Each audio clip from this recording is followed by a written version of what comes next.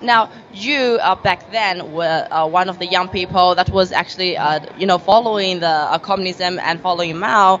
But what do you think about the generation right now? What do you think about the young people right now? Is the same thing happening again? Is the history repeating itself? Yes, and different. Yeah. Like anything, it has similarities, and then there's differences about it because the time has changed.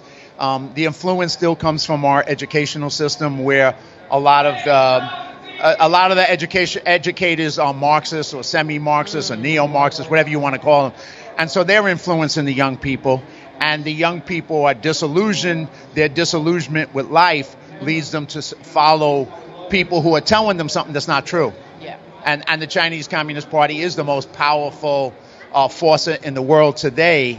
There is no competitor for communism. Yeah. And so they're the force that's competing all around the world to get people to follow them.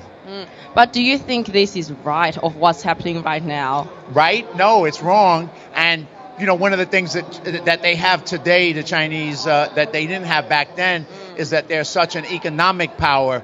So a lot of what they're able to accomplish is because of their money. Yeah. And so they buy Hollywood. Hollywood is willing to promote whatever story the Chinese Communist Party wants them, because it's all about money for Hollywood. It's not about principle or real beliefs or anything real. Yeah. It's basically the Chinese money is influencing them to do what the Chinese want. Yeah, that's right. And that's when we know that's why I always say, follow the money, follow where these traces are going, because only if you look at where the money come from, you'll realize, okay, this is something up and this is not right. And this is what the CCP does, because they will fund and they will put the influence into, for example, cultures, or for example, like you can say artistries, or things like you can say films, like I mentioned about Hollywood, or any of the other aspects and areas, and that's where they do the infiltration.